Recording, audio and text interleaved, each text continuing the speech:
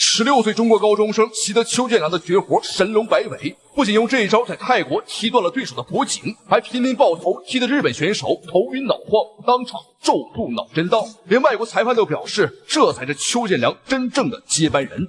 好，我们注意看视频当中正在出场的这个小伙子，如果要是我不说呀，您是不是以为他一个初中生来参加这个运动会来？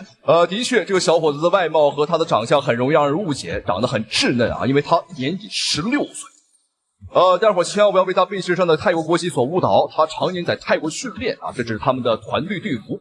小伙子在11岁时便在国内的昆仑决打出了名堂，而且在泰国训练的时候啊，大大小小的比赛参加了40多场，目前生涯总战绩52场比赛拿下了48场，并在上一场比赛泰国的伦皮尼拳馆啊，用一招呢邱建良的绝活神龙摆尾踢断了对手的脖颈。因为郝帅的偶像就是邱建良，所以说这个神龙摆尾也是他最拿手的好戏。哎，这边这一看就很老了啊，这一看就是个老帮菜。好，这个老帮菜的话是来自日本的选手啊，他呢32岁。观众朋友们，你说他有多不要脸吧？听说郝帅才16岁，他第一个蹦了出来啊，因为在前不久他遭遇了2连败了，如果再输的话，那可就是3连败了。所以说他认为打郝帅这个16岁的小孩是最稳妥的方式来打破自己的连败。我们看他这个时候还在祈祷呢啊，双手合十，但是你没有实力，再怎么祈祷那都是没用的。你被原子弹炸死的爷爷在上天呢也不会保佑你。好，这边就让我们废话少说，双方的比赛马上开始。大家不要认错啊，黑色短裤是郝帅，而蓝色裤衩日本的鹤大将至。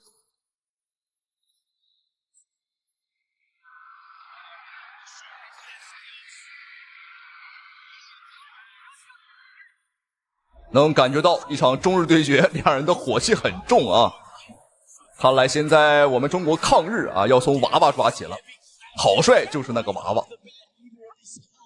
他6岁开始练拳啊，11岁打昆仑决职业赛事，13岁跑到了泰国。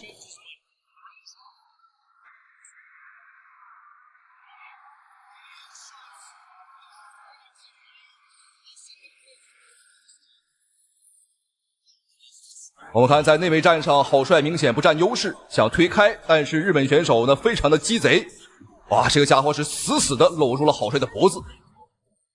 在内围缠斗上，的确是日本选手更占据经验，毕竟他32岁了啊，经验很丰富。郝帅想推开，但对方呢，哎，终于撒手了，打法非常的恶心啊！你看，又来了。他又是搂住了郝帅的脑袋啊，用自己的膝击。郝帅的这个膝法的确是有待加强。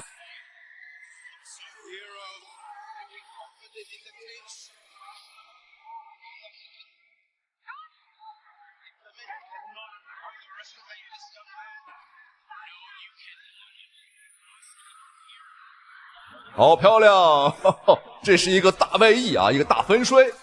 因为郝帅最开始呢是练习的散打，包括像这个自由搏击都打过，这种摔法他是比较擅长的。虽说不加分吧，但是很好的挫架对方的锐气。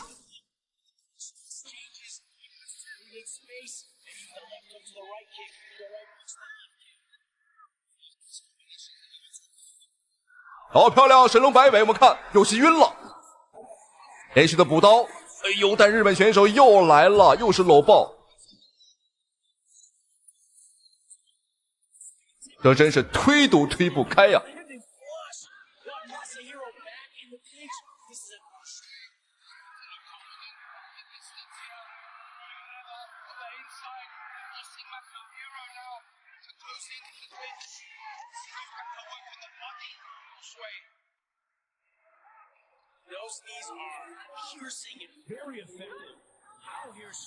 好，这边第一回合比赛结束。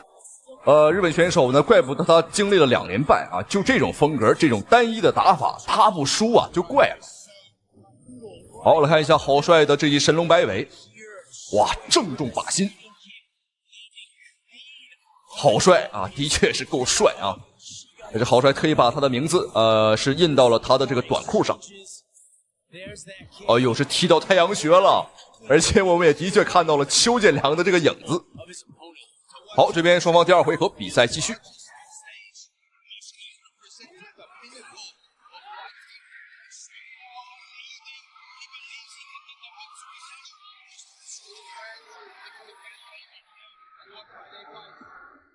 郝帅打得很硬啊，无论是抗击打能力还是他的这个态度都很硬。而日本选手这一边呢，还是老样子，不是搂脖子就是搂腰啊。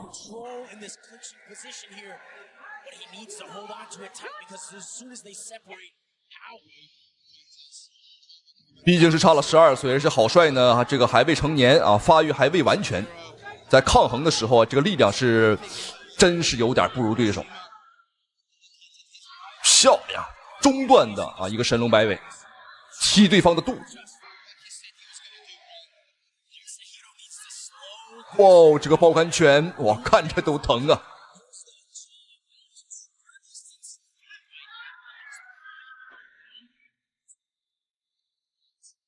日本选手这一边又是这一招，其实他也不想这样，他没办法，因为拳腿这一块很明显了，他都拼不过。为了规避风险，这是最保险的一个打法了。当然，看起来也非常的肮脏。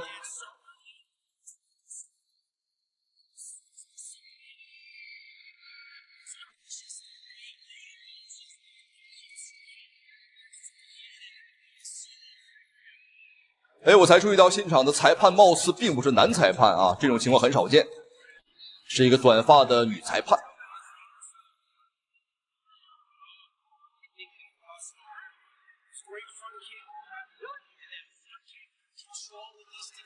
好漂亮，左右开弓，好帅，完全不惧怕和对方拼拳。哎呦，不过这个日本选手你看，非常脏。打不过就开搂啊，搂完之后呢，赶紧用自己的身体的重心和体重啊来压倒我们，这是一种呢很常见啊，当然也比较脏的一种方式，在纯粹的拳击擂台也很常见。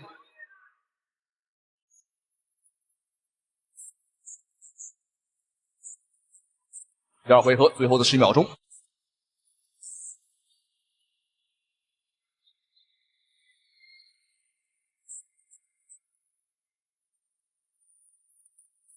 哇，打法真的是很硬啊！哎，日本选手被打懵了啊，这个走错地方了，他应该去右边啊，结果他跑左边去了。好，我们一起来看一下双方的精彩回放，看一下郝帅的拳法。郝帅的拳法呢，这个连贯性是有了，密度也有了，就是这个分量差了一点，密度确实是够多啊。有的时候一连串呢是打出5、6拳啊。好，最后一个回合，比赛继续。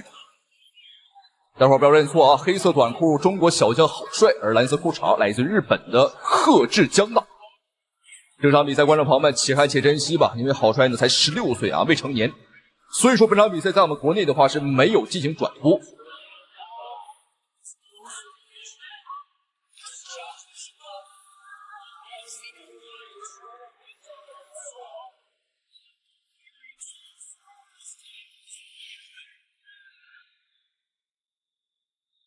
哦，劈挂腿，这是散打里的招式。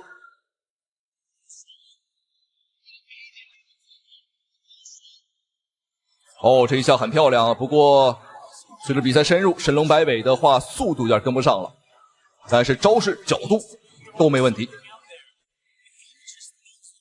如果可以的话，我真希望邱建良啊把这个郝帅收入门下。这位天才少年，我相信经过名师指点之后啊，估计前途不可限量。第3回合最后的1分半时间，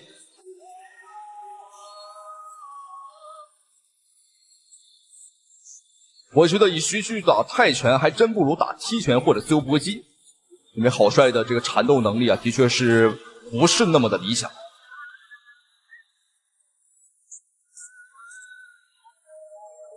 他身上的话有很多啊散打的影子，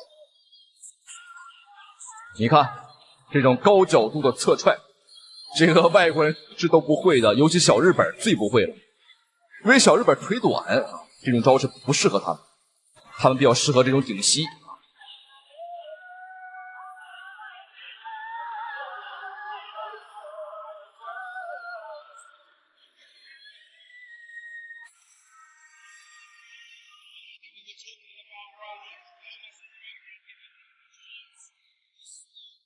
最后的半分钟，郝帅还在打，火力太猛了。而日本选手，你看，像条赖皮狗一样，又搂住了我们。这种选手可不可以开除他呀？打法实在是太脏了。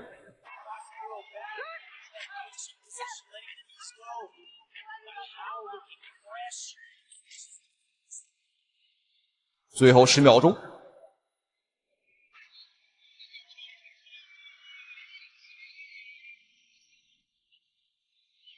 日本选手坚持不住了，最后的时刻还在搂抱。哎呦，最后1秒，这个超近距离的神龙摆尾。好，比赛结束了，相信比分上没有什么悬念。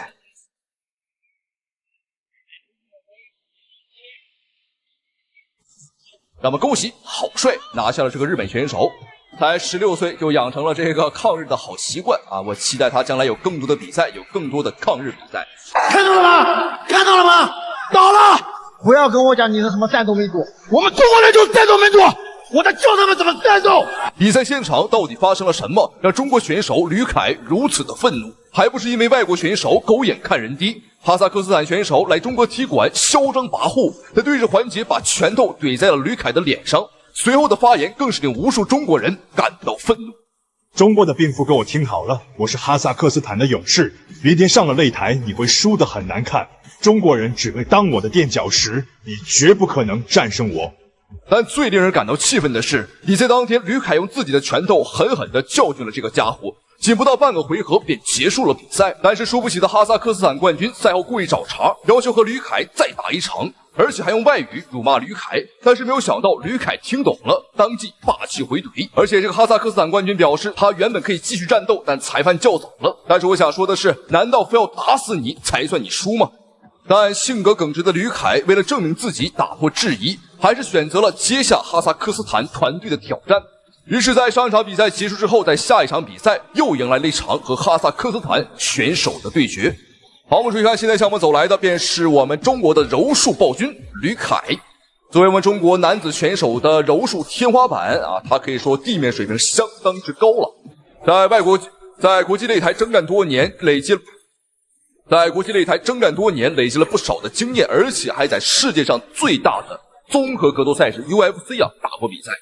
虽说吕凯的外表看起来很凶，但实际上吕凯呢是一个很憨厚很耿直，也相当爱国的选手。无论在任何时间，在任何地点，他都会选择身披5星红旗，代表伟大的祖国出战比赛。其实吕凯呢完全没有必要和哈萨克斯坦的团队纠缠了，但是吕凯这个性格很耿直，他就是想要这个哈萨克斯坦的团队彻底闭嘴。好，我们一起来看一下双方的赛前数据面板。年龄方面差了5岁，身高差了1公分，臂展上我们领先了对方2公分。好，注意看双方的臂围这一块，对方比吕凯粗了太多了。两个人都是以地面技术见长的选手，对方的摔柔也很强，吕凯的摔柔也不弱，强强对决，比赛开始。今天的头条主赛一场中哈之战，由哈萨克斯坦选手阿基莫夫对阵衣衫行者吕凯，双方的第一个方。吕凯是青岛新疆的选手，是中国综合格斗国家队教练刘金文先生的爱徒。我们期待他的表现。是，刚才我们看到刘金文教练也是跟随着吕凯一块在这场比赛担任他的场边的指引。吕凯在这场比赛之前，哎呦，对方的这一脚非常重。那这场比赛呢，其实我们看到是吕凯想下去，是没有潜下去。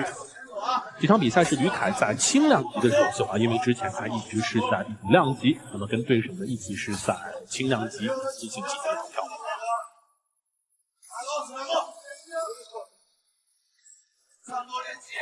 好，这么看上去的话，对方确实体质还是稍稍有些高因为此前的话，吕凯一直是在担心对方的体重是否能达标，但是最后呢，双方还是双双的通过了赛前。后手上钩，晕了，结束比赛了。我的天哪，观众朋友们，又是一场肃杀，而且在获胜之后，吕凯的补拳呢也相当的残暴啊，不对，我觉得补的相当的正确啊，这一拳确实该补啊，确实该打。如果换做其他选手，吕凯可能就不补拳了，但是这个家伙的话，我们不打服他，可能他还有任何理由啊，比如说呢，说裁判较早了，和上一场比赛呢，这个哈萨克斯坦的冠军一样。既然你觉得裁判较早了，那我就彻底把你打晕，让你心服口服。好，让我们一起来看一下解气的精彩回放。先是一个后手打晃之后，再来一个后手的上勾，这一拳算是赌中了。随后猛砸一拳，老逼灯装逼为飞起来，敢不敢跟我比划比划？老年痴呆回旋踢，踢完了一脸自信的男人，这是格斗界最嚣张的狂人毒液迈克尔佩奇。论嚣张程度，他说自己是第二，绝对没有人敢说自己是第一。每次看他的比赛，都能把人气得牙根直痒痒。虽然说他很嚣张，但同时他也很有实力。他的比赛向来都是一击必杀，从来不补拳。对手不是被他飞膝撞碎头骨，就是被他高扫踢断鼻梁。今天就为你带来迈克尔佩奇的3场经典之战，尤其是最后一场比赛，全世界的格斗迷看完之后啊，都会异口同声地说出解气2字。第一场比赛发生在2012年，由毒液迈克尔佩奇对战迪什曼。此时的迈克尔佩奇刚步入职业拳坛，还并没有多少人认识他。不过此时他的风格和特点已经逐步成型。也正是因为这一场比赛，让他，如果说上一场比赛是迈克尔佩奇的揭幕战、成名战，你看到了他的风骚，而这场比赛你将会见证到他的实力。因为这场比赛，迈克尔佩奇作为挑战者向冠军金腰带发起了冲击。这边双方比赛正式开始，想必不用多说啊，反正最风骚的那一个就是佩奇。两人都是黑人啊。注意看，穿着黑色短裤的是佩奇，而穿着红色短裤的便是这个级别的冠军乔治。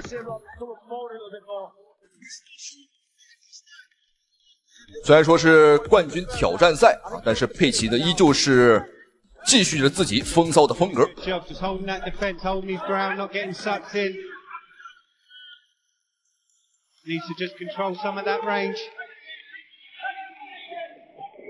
But we didn't really touch it in the first round, but Jackson George showing a hell of a chin as well. Took some really big shots there, straight rights.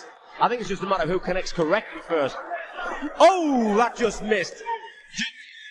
Jones looking for those shots when they get in tight. 看情况，两个人都是站立系的选手啊，近身缠抱的时候呢，都没有想要进入到地面的意思。这边乔治都已经是蹦起来打了，但就是打不着啊。没办法，在实力上的话，我不做评价。目前在这个身体硬件上来说呢，迈克尔佩奇领先对方太多了。尤其是他的2条胳膊，我甚至感觉啊，比2条腿还要长啊！又来了，空中360度，空中回旋踢。Oh, a big shot. What is keeping Jefferson George? 如果仔细观察，佩奇非常喜欢推人啊，打完之后呢，没有机会了。就把对方给推开，这是一个小细节。好，手臂大风车，但很可惜啊，打空了。佩奇最擅长的便是出其不意，在你放松警惕的时候，在他跳舞的时候啊，这个没错，骤然暴起，乔治倒了。而且迈克尔佩在一旁，你看干什么？你看他在干什么？第一时间找到摄像头啊，先跟这个摄像师啊交流一下，给我拍的帅一点。好，这场比赛迈克尔佩奇也是顺利的拿下了冠军，成为了这个赛事的金腰带拥有者。然而在2019年，有着14战全胜、11场终结的迈克尔佩奇，终于碰到了真正的狠人，来自巴西的道格拉斯。也是这一战，道格拉斯狠狠的将迈克尔佩奇钉在了耻辱柱上。好，我们注意看这边双方比赛已经开始，红方选手是道格拉斯，而蓝方选手迈克尔佩奇。好，没有任何疑问啊，迈克尔佩奇又是继续了自己以往嚣张啊且大胆的作战风格。他的这种风格结合了空手道、跆拳道以及我们中国武术啊，刘家拳法。你没听错啊，他练习过我们中国武术，还拜了一个师傅。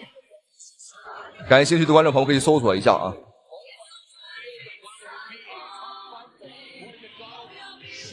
好，踹膝盖啊，这都是比较狠毒的招式。可以说，无论迈克尔佩奇打任何人，他的身体优势永远都是最强的。你看胯下运球啊，哈哈，不过道格拉斯一看就是个狠人，面对对方的这种挑衅呢，他不为所动。而且道格拉斯呢本身呢是偏传统派啊，双手拿的报价很高，不过眼神在恶狠狠地盯着佩奇。当年在拳坛有另外一个道格拉斯，一炮成名，击败了麦克泰森。今天又来了一个道格拉斯。Lima looking to collect data before blocking the elbow. The takedown is secured by Douglas Lima here in round one. And that right there, that was Venom Page feeding Douglas Lima exactly what he needs. He closed the distance. 我们注意看，来到地面战之后呢，佩奇的眼神呢明显慌了。他很擅长打站立，不过来到地面之后呢，在道格拉斯的面前，他就像个小孩啊，犯错的小孩。We are now in the final 10 seconds. The clock, of course, should not matter, but it appears that Lima's going to ride out this round in the close guard of Michael Venom Page. Round 2 is straight ahead. 好，这边第一回合比赛结束，但是观众朋友们不要着急，因为好戏马上开始。第二回合了，蓝方佩奇，哎呦，这是个反向的神龙摆尾，大开大合的招式啊！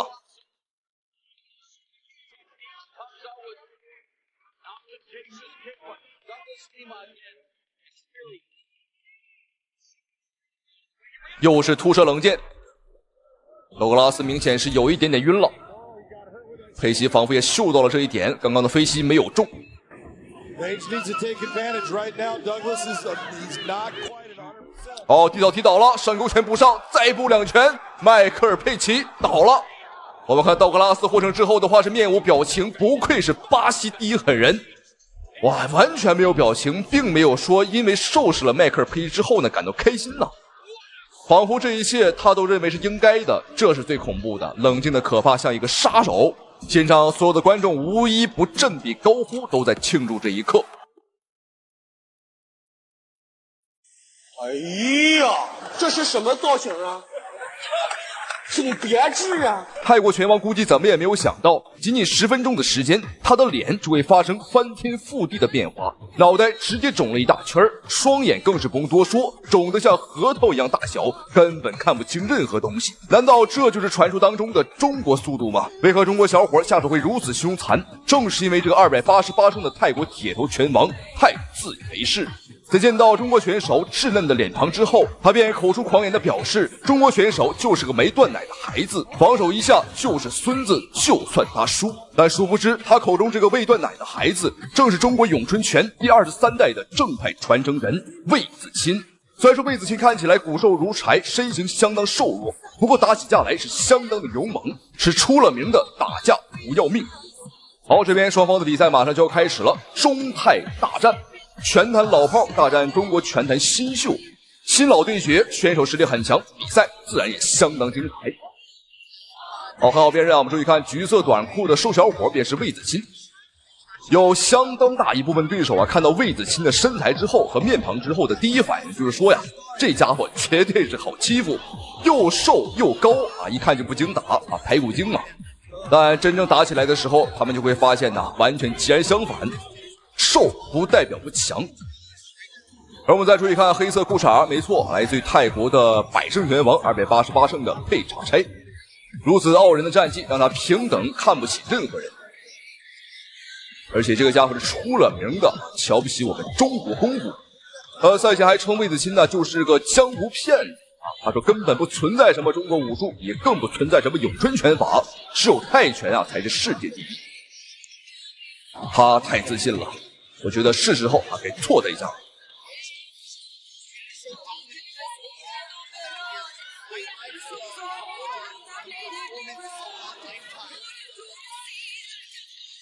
比赛上来，魏子钦的节奏相当好，所有的距离把控权啊都在我们的手中。好漂亮，高位顶膝。不过佩查差的确很硬啊，有一下，但完全不为所动。漂亮！我们看佩查差倒了，不过立马站了起来，这步伐没有晃，这说明他呢是没有晕的，只不过是魏子钦这一拳的力气太足啊，分量太足了，他属于被这个冲击力啊给打倒了。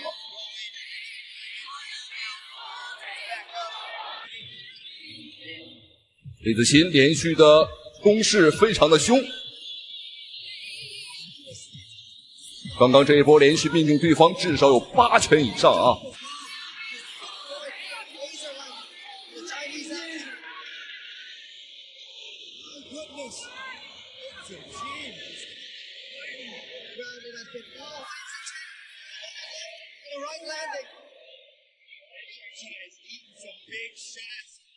吸竹竿的身材有吸竹竿的好处，因为胳膊很长嘛。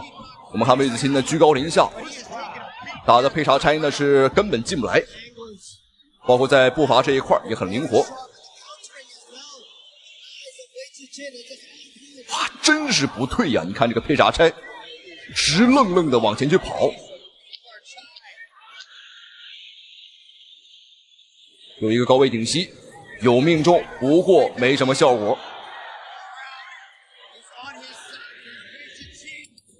这个泰国拳王的头部抗击打能力啊，跟我们中国的武僧一龙的确，我们看有一拼呐。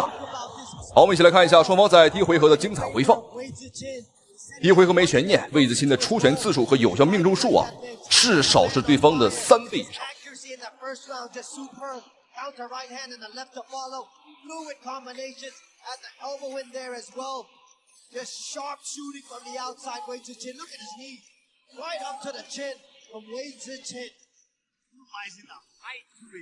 没错，就是这一拳。你看对方的眼神呢没有发生变化，他是没有晕的啊，只不过呢是冲击力太猛了。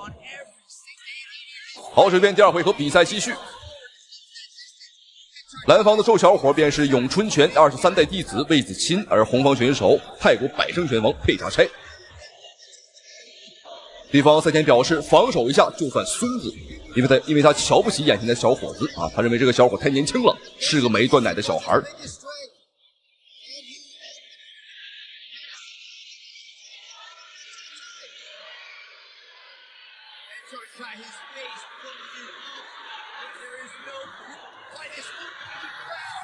哦，注意看，见红了，开口了，终于开口了。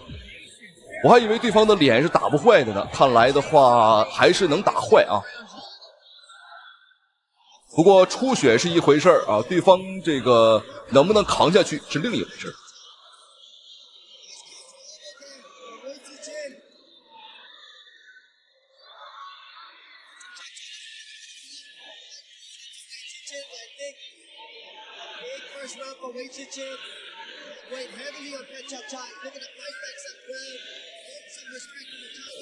虽然说咏春拳呢很适合也很擅长打中近距离的拼拳，不过今天的话最好还是不要拼了。我们看这个佩查差呢，上半身的肌肉啊壮得像头牛，如果和他近距离的话去硬碰硬啊，那吃亏的只有我们。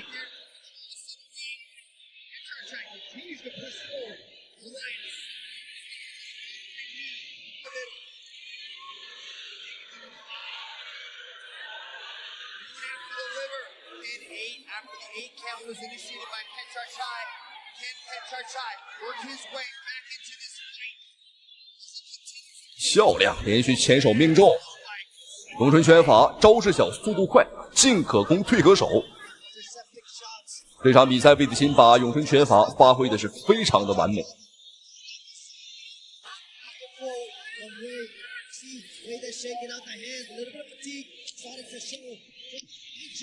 真是完全不做防守啊！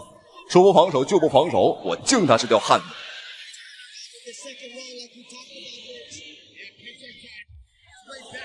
好，这边第2回合比赛结束，现在佩查差呢就是核桃眼睛、香肠嘴、包子脸，哈哈，整个人啊已经是认不出来了。说句难听点的话，估计他的母亲来到现场也未必能认出他这个亲儿子呀。好，再来看一遍第2回合的精彩回放。发现打不动的时候，魏子钦也尝试用了一些飞膝的招式啊，看一下能不能打退对手。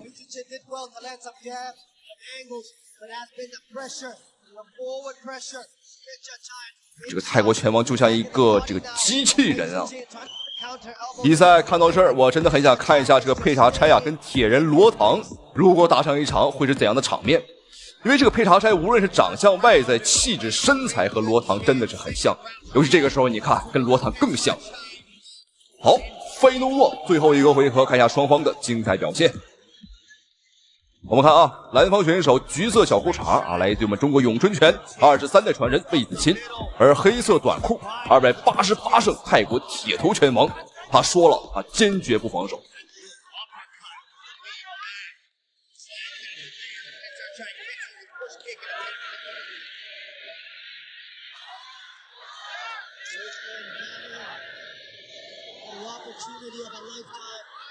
Ticket into the Big Show 1 Championship, $100,000 contract. The best performance in 1 Friday fights. Enter Ty's way into a Big Show 1 Championship.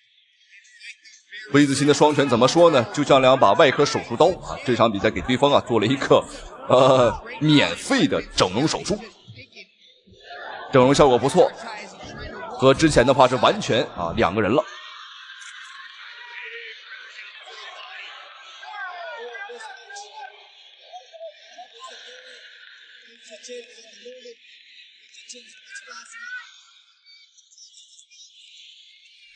这一场比赛呢，魏子钦的确是把咏春拳的快和准拳法上打出来了，不过在腿法上的这个活啊，相对来讲的确少一些。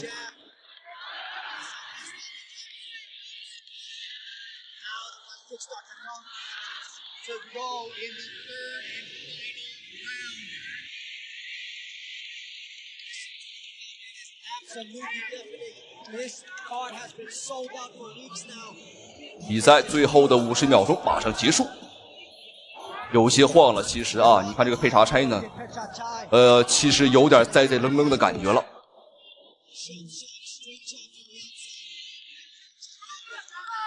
现在的感觉就像是喝了这个8两白酒啊，走在寒风刺骨的大街上的感觉，似醒非醒。